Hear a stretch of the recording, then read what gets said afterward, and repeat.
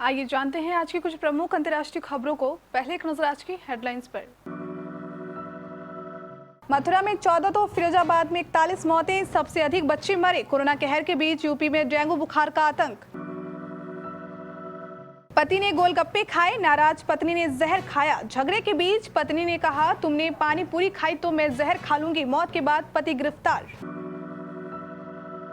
नोएडा महिला पुलिसकर्मी के इश्क में पत्नी और बच्चों की हत्या कर शव घर में दफनाया। 3 साल बाद खुला राज। फिर डराने लगा कोरोना, 2 महीने बाद आए सबसे अधिक संक्रमण के मामले, 509 लोगों की मौत। अब बीजेपी नेता ने समझाया जीडीपी का मतलब, बोले राहुल गांधी के लिए D4 दिग्विजय और P4 चिदंबरम।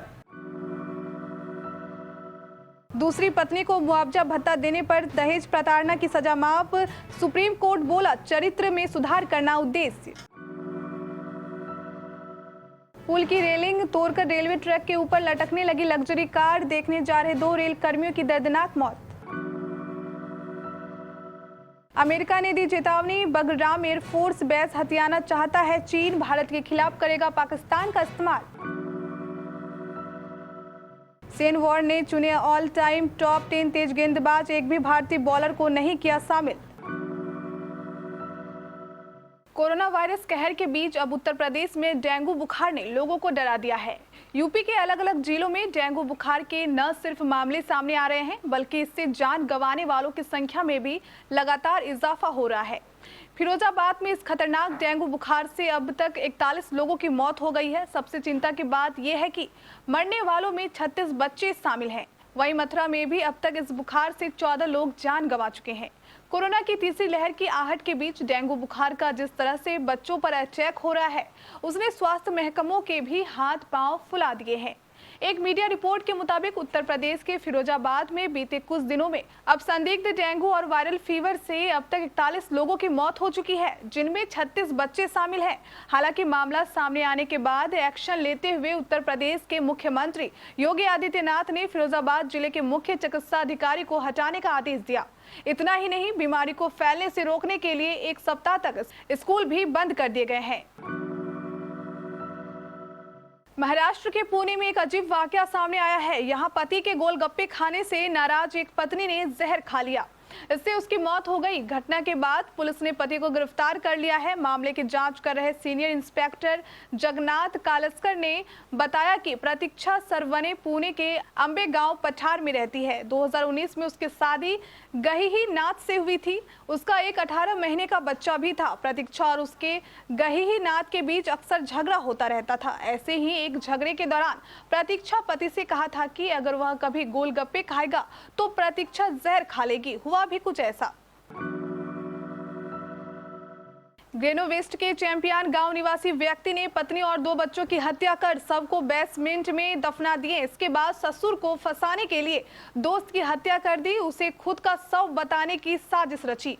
पुलिस ने बुधवार को हरियाणा के सोनीपत से आरोपी को गिरफ्तार कर लिया।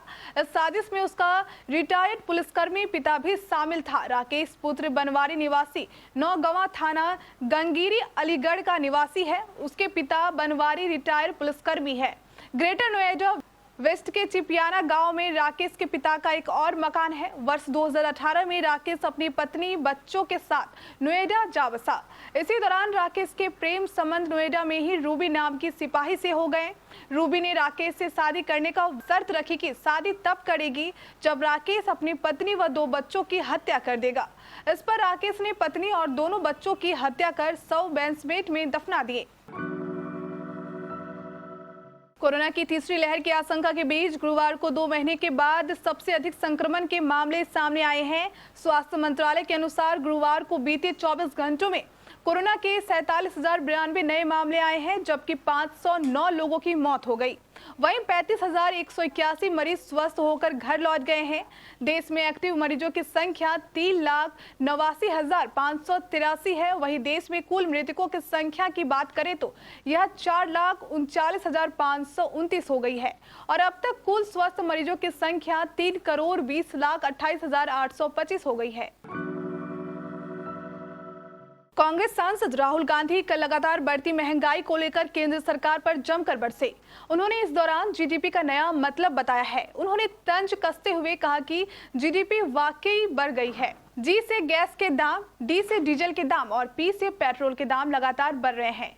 राहुल गांधी के इस बयान पर प्रतिक्रिया आना लाजमी है। मध्य प्रदेश के गृह मंत्री ने राहुल के लिए जीडीपी का नया मतलब समझाया है।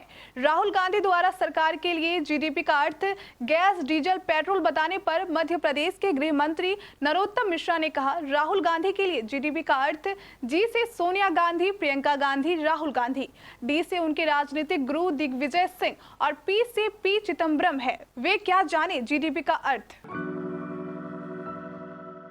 सुप्रीम कोर्ट ने अपनी दूसरी पत्नी और बच्चों को मुआवजा देने के लिए तैयार होने के बाद धारा 498 के तहत दोषी ठहराए गए एक व्यक्ति को दी गई सजा को कम कर दिया।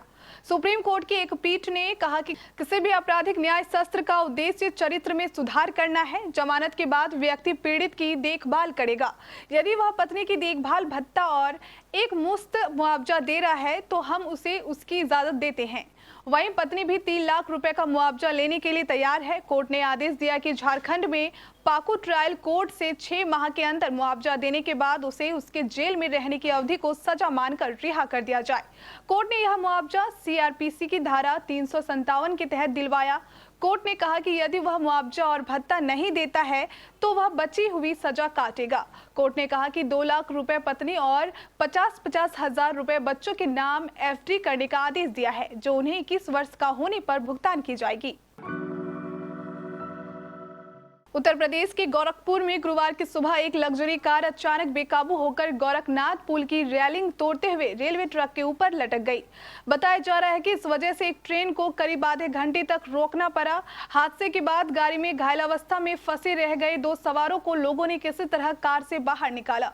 उधर एक अन्य दुर्घटना भगवती इंटर कॉलेज के पास हुई। बताया जा रहा है कि गोरखनाथ ओवरब्रिज से कार गिरने की सूचना पर मौके पर बाइक से जा रहे 2 रेल कर्मियों को भगवती कॉलेज के पास तेज रफ्तार कार ने ठोकर मार दी।